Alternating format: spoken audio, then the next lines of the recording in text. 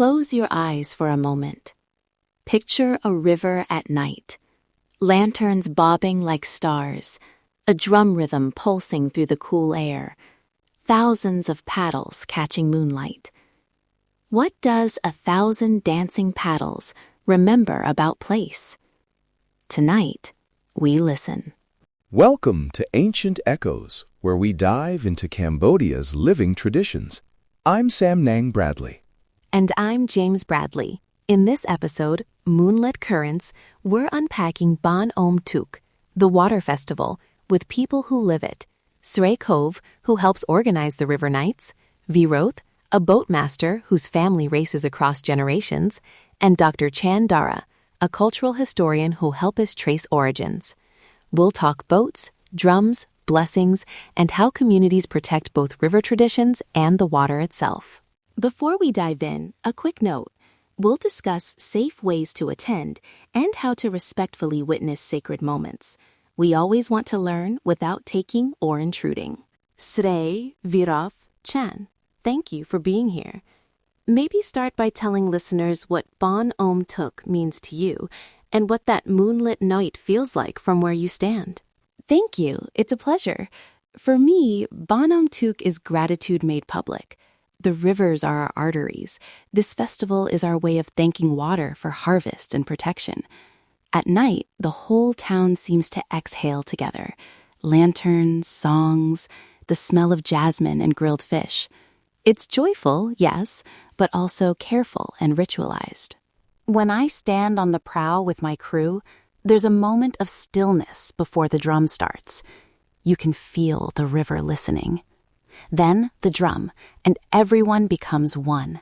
The paddles move like a single hand. That feeling, that rhythm, it is in our bones. Historically, Om Touk marks the change in river flow after the monsoon, a time when communities would give thanks and prepare for new seasons. Over centuries, it layered politics, monarchy celebrations, and localized rituals. At night, it amplifies a sense of shared time. Seasonal, lunar, communal. Let's step back then. The origins.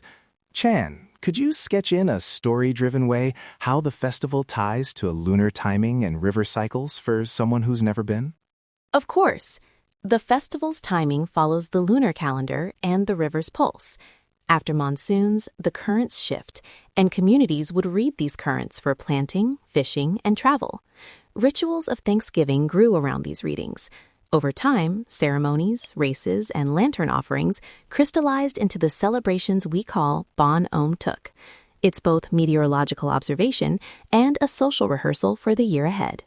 So it's practical and spiritual at once. Water as calendar and community. Viroth, from a boatmaker's and boatmaster's point of view, how do the boats themselves reflect that dual purpose? The longboats are crafted to be fast and stable, but they're also built with rituals. Wood selection, carving the prow, these are done with respect. For racing, we choose lighter planks, tighten the ribs, balance the hull. But we don't share the exact measurements. Those are the family secrets that keep our craft alive. What I will share is how each crew role matters. The drummer is the heart. The caller sets the rhythm. The stroke paddlers keep timing. It becomes choreography on water. Can you explain how a drum pattern directs a crew? Listeners might imagine the drum as simply a beat, but there's nuance, right? Exactly. The drum signals tempo changes. Start, push, settle, sprint. A long, steady beat keeps endurance. Quick, short beats signal a power burst. Crews train to read micro-variations, breath between beats, a quiet call. That's how we keep moves tight across dozens of paddlers. Organizing a festival at this scale has to be a huge logistical puzzle. How do you balance the sacred rituals, public celebration, and safety? It is a puzzle, and it begins with consultation. We work with village elders, monks, boat teams, and municipal authorities. Rituals are scheduled with space for quiet blessings. Race lanes are coordinated with safety boats and licensed viewing areas. We emphasize official channels. Don't go alone to an unlit stretch of river at night. use community-based viewing points and certified guides. That keeps the ceremony intact and people safe. I want to add that decisions about access are also cultural. Some blessings are not meant for cameras or large crowds, they're for family or village. Organizers like SRAE navigate consent by marking which moments are public and which are not. That distinction matters for preserving meaning. Let's talk about the night rituals. SRAE, could you walk us through a typical pre-race blessing and lantern offering? At a high level, so listeners understand the cultural frame without turning family rites into spectacle. Before any racing, teams gather by the river with offerings. Flowers, incense, sometimes small food items. A monk or elder speaks words of protection and thanks. Families circle the boat and sometimes tie a cloth for blessings. Lantern offerings are floated to honor water spirits and ancestors. We ask visitors to watch quietly, to refrain from standing between the ritualists and the river, and to ask before photographing. Respect matters more than a single photo. Those are important boundaries. Viroth, you mentioned crew training at dawn earlier. Tell us a family story about training or a memorable race that helps us feel the human side of these preparations. My father taught me on a wooden bench by the river. We practiced cadence with a small drum he made. I remember one year when my little cousin cried and said she couldn't keep up. We slowed the practice, taught her breathing, and next year she sat in the stroke seat. That passing down, the patience, that is what the festival is.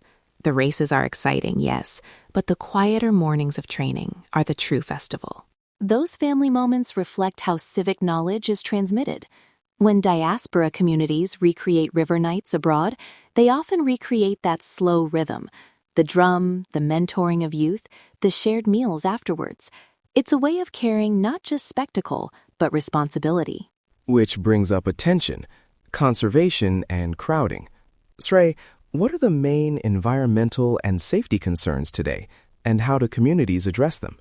Two big concerns are river pollution and unregulated viewing. We coordinate with environmental groups for cleanup, provide way stations, and limit boat traffic in sensitive areas. For safety, licensed safety boats and trained volunteers patrol racing lanes. We ask visitors, bring your trash back, follow marked viewing points, and if a ritual looks private, step back. Good! Practical tips like those are invaluable. For listeners planning to attend, what should they wear? When should they record?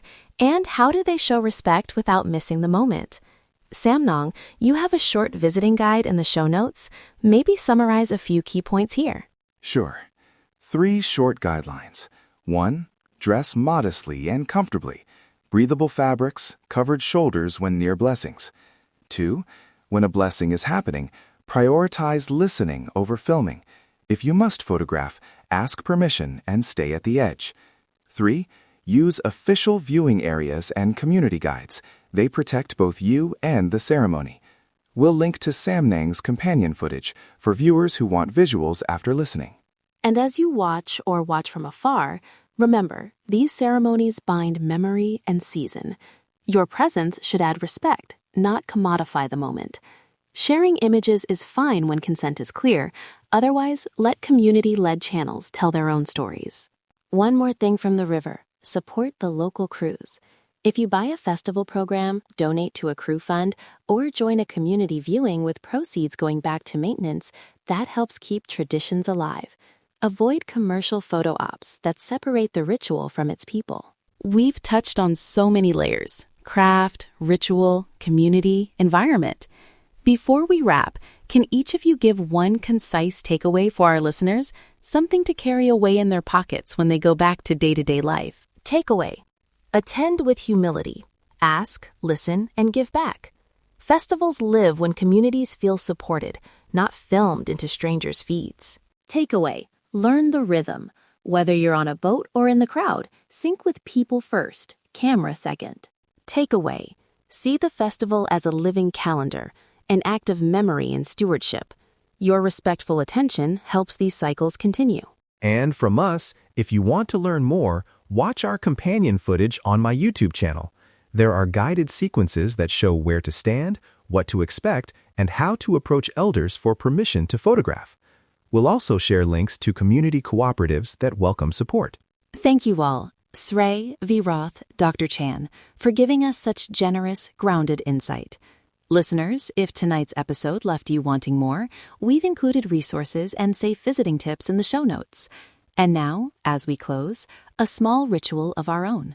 Let's all carry the idea that festivals are not just spectacles, but promises to future generations. Let's unlock the echoes of history together.